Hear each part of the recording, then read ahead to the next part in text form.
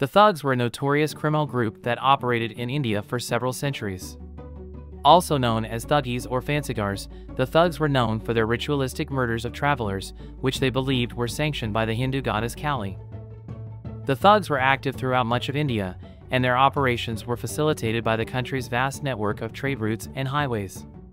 They would often pose as fellow travelers, offering food, drink, and companionship to their victims before strangling them with a length of cloth called a rumal.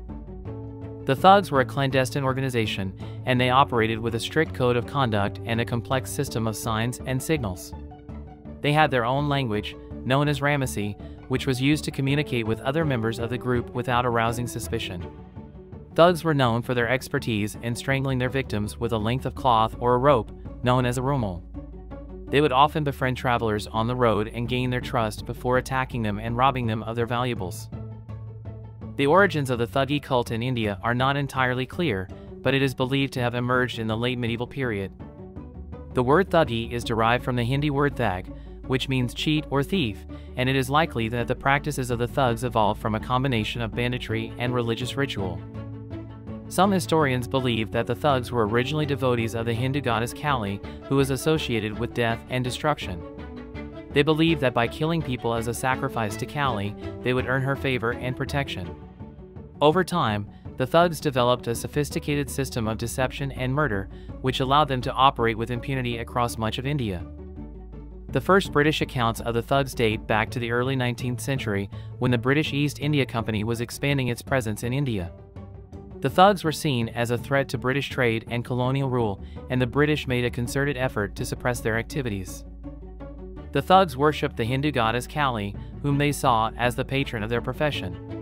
They believed that Kali had given them the divine mandate to rob and kill, and they would often offer her sacrifices in exchange for her protection and blessings. However, it is important to note that the Thugs did not sacrifice humans as part of their religious practices. Despite the popular image of the Thugs as ruthless killers who engaged in human sacrifice, there is no evidence to suggest that they actually did so. Instead, the Thugs would offer animal sacrifices to Kali, typically goats or buffaloes, as a way of appeasing the goddess and ensuring their success in their criminal activities. They believed that Kali would protect them from harm and help them to evade capture by the authorities. The Thugs saw themselves as servants of Kali, carrying out her will on earth by preying on travelers and stealing their possessions. They believed that their activities were sanctioned by the goddess and that they were acting in her service. Bahram Gur, also known as Bahram Jat or Bahram Khan, is a legendary figure in Persian literature who is said to have been a notorious thug leader in medieval India.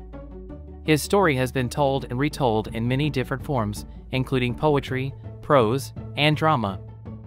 According to legend, Bahram Gur was born in India in the 14th century, and he became a thug at a young age. He was known for his cunning and his ability to control the minds of his victims. He would often travel in disguise and gain the trust of his victims before killing them and stealing their valuables. Bahram Gur's reputation grew over time, and he eventually became the leader of a large gang of thugs. He was said to have killed thousands of people during his career as a thug, and he was feared throughout India. One of the most well-known incidents involving the Thugs is the trial of Thuggee leader Feringea, which took place in 1835. Feringea was accused of participating in numerous murders and robberies committed by the Thugs, and his trial became a major sensation in Britain and India. The trial was led by British officer William Henry Sleeman, who had spent years investigating the activities of the Thugs. During the trial, Feringea confessed to participating in over 900 murders and robberies committed by the Thugs. His testimony provided valuable insight into the workings of the Thuggee cult, and it helped to bolster Sleeman's efforts to suppress the activities of the Thugs. Feringea was ultimately found guilty and sentenced to death. The legacy of the Thugs and their crimes has been immortalized in popular culture, including in the novel Confessions of a Thug by Philip Meadows Taylor.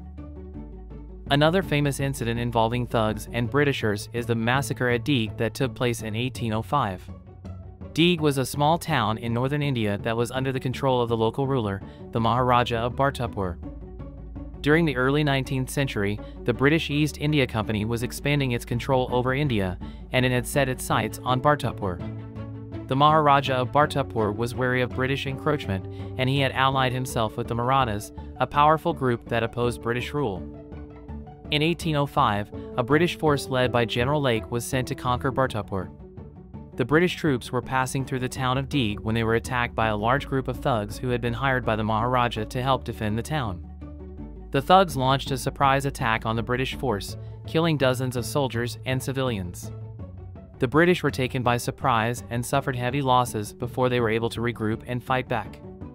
In the end, the British were able to capture Deeg and defeat the Maharaja's forces. However, the British eventually developed a strategy for dealing with the thugs, which involved a combination of intelligence gathering, law enforcement, and social reform. The key to this strategy was the recruitment of informants from within the Thuggee cult who could provide valuable intelligence on the thugs' activities and help to identify and capture them. The British also passed a series of laws aimed at suppressing the Thuggee cult, including the 1836 Thuggee and Dacoity Suppression Acts.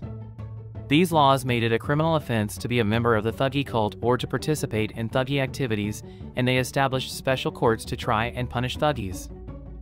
In addition to these legal measures, the British also embarked on a program of social reform aimed at undermining the thugs' support base.